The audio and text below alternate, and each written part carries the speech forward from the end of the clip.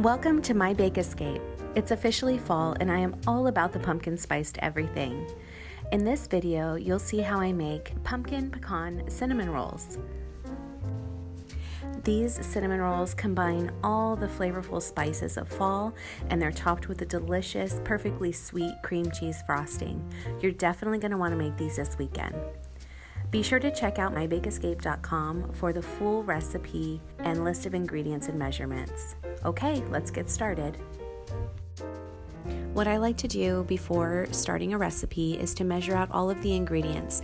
This really helps make the process so much easier, and it also ensures that I have all the ingredients necessary for the recipe.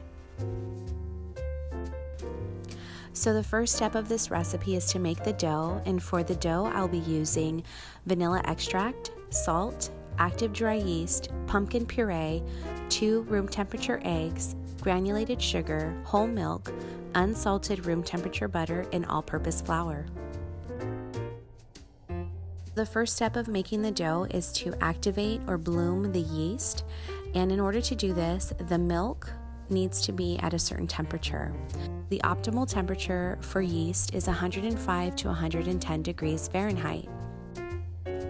The reason for this is because if the milk is too cold, the yeast will not activate, but if it's too warm, you can actually end up killing the yeast, which will also cause it to not activate.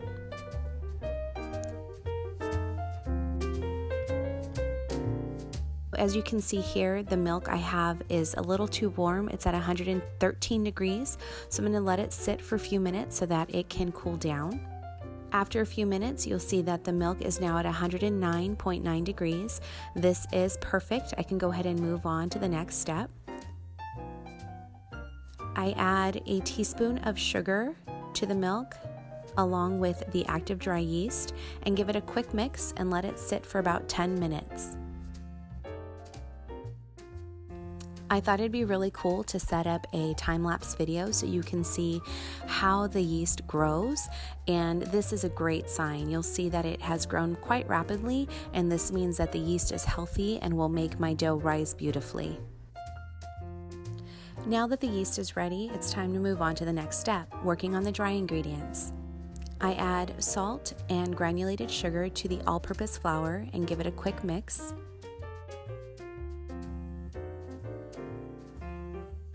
Then I work on the wet ingredients, starting with the eggs. I like to break up the eggs just a little bit. This helps mix in the rest of the ingredients. I'll add in the pumpkin puree, followed by the vanilla extract, and mix it together.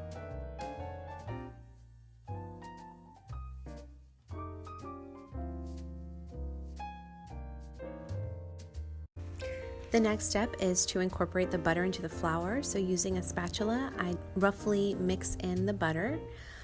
Then I add the yeast and milk mixture, followed by the pumpkin and egg mixture.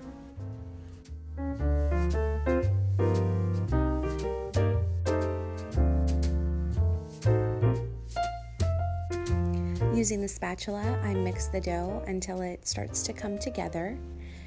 And then once it reaches this stage, I move on to working it by hand.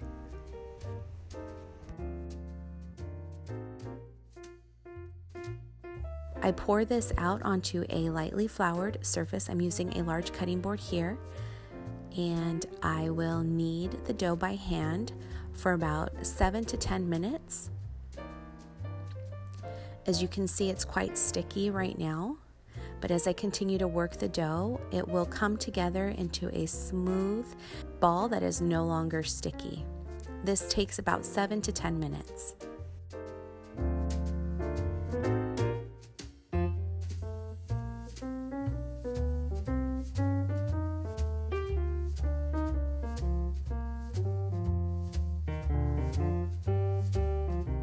Once the dough is ready, I lightly grease a medium-sized bowl. And I like to roll the ball of dough around in the butter just to make sure that it is buttered on all sides. And then I'll cover the dough with plastic wrap and let it rest in the kitchen anywhere between an hour to 2 hours. It depends on the warmth of the kitchen. The goal is for the dough to double in size. A great shortcut is to use pre-made dough. This dough is made by Bridgeford, and I found it in the freezer section at my local grocery store. It comes with 3 1-pound frozen loaves of dough. If you want to use this for this recipe, I would suggest taking out 2 of the loaves, leaving them overnight in the refrigerator to thaw, and then pulling them out and let them rise, and you can begin with the next steps using this dough.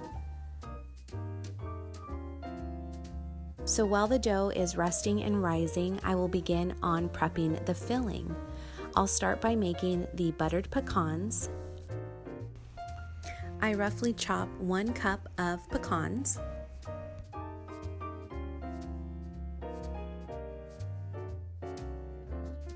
Next, I melt 2 tablespoons of butter over medium-high heat in a pan. Once the butter is melted, I'll add in the chopped pecans, and I just want to lightly toast them in the butter. This takes about 5 to 6 minutes over medium-high heat. And what I'm looking for is that they become lightly toasted and fragrant. Once I can smell the toastiness of the nuts, that means they're done.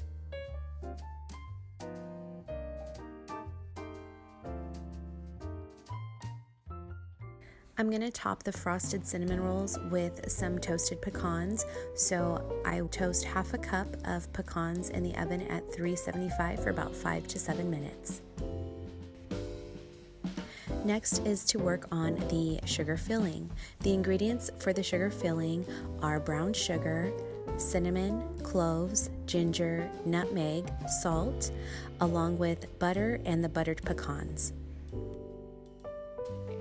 I'm using ground cloves, ground cinnamon, and ground ginger for this recipe, but for the nutmeg, I'm using fresh nutmeg. This is what a nutmeg pod or seed looks like, and I will grate just a little bit into the sugar mixture. To make the sugar mixture, I mix in all of the spices into the brown sugar and whisk until combined.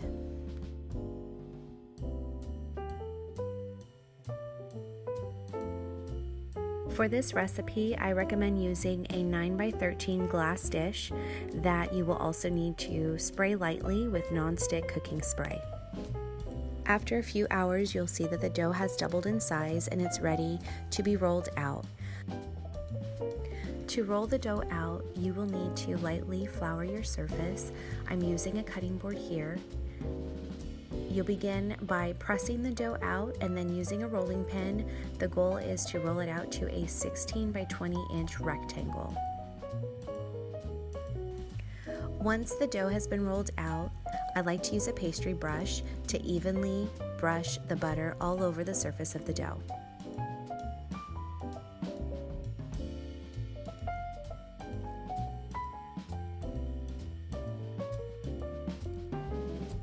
The next step is to add the sugar mixture. You want to sprinkle the sugar all over the surface of the dough, leaving a 1/2 inch border along the edge. I like to use my hand to pat and spread the sugar evenly over the dough.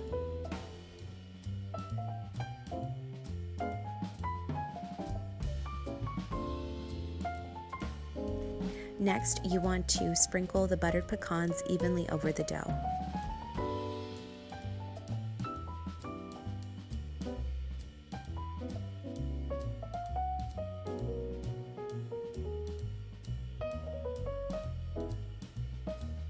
To roll the dough, start with the long edge closest to you and gently tuck and roll till you have a nice even log.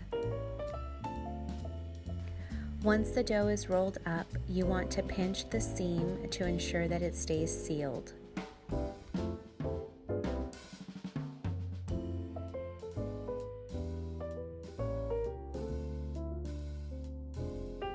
This recipe makes 12 large cinnamon rolls. Once your log is formed, you want to evenly cut 12 cinnamon rolls. Lay each cinnamon roll cut side down into your prepared baking dish.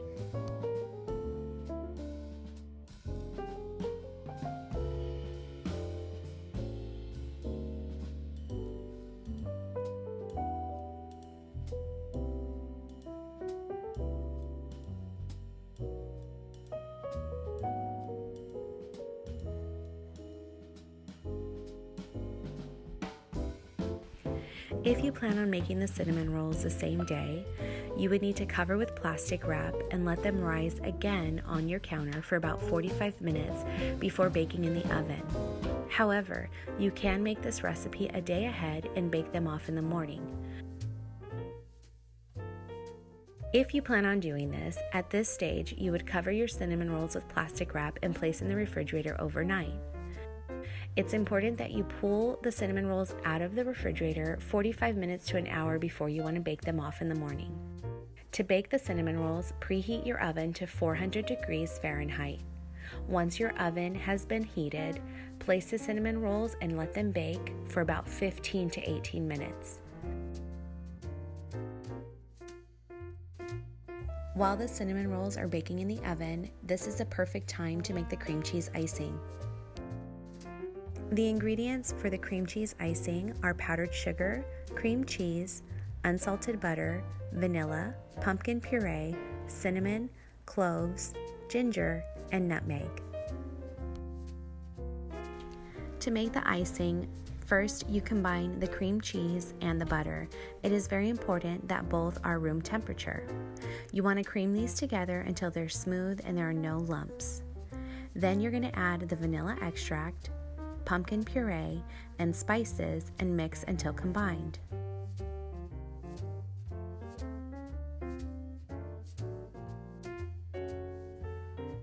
Once this is mixed together, you're going to start incorporating the powdered sugar. Mix the powdered sugar until it is well combined.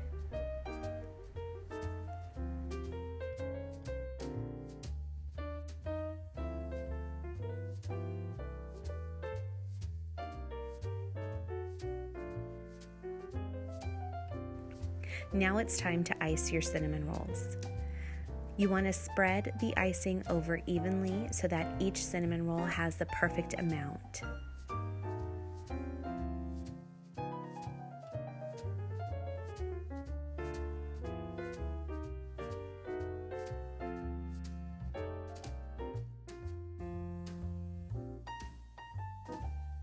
Once your icing has been spread evenly over your cinnamon rolls, you want to top them with the toasted pecans.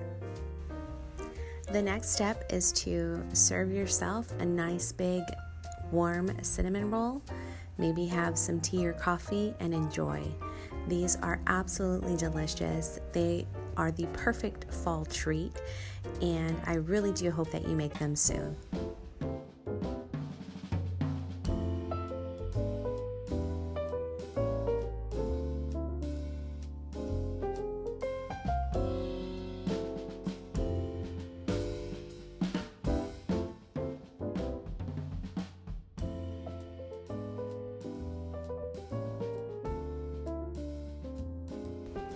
If you try this recipe, please leave a comment below to let me know what you thought. You can also tag me on Instagram at mybakeescape. For the recipe and measurements, be sure to visit mybakeescape.com. If you liked this video, make sure to give it a thumbs up. And if you would like to be notified of future videos, be sure to subscribe to my channel. Thank you so much for watching and have a sweet day.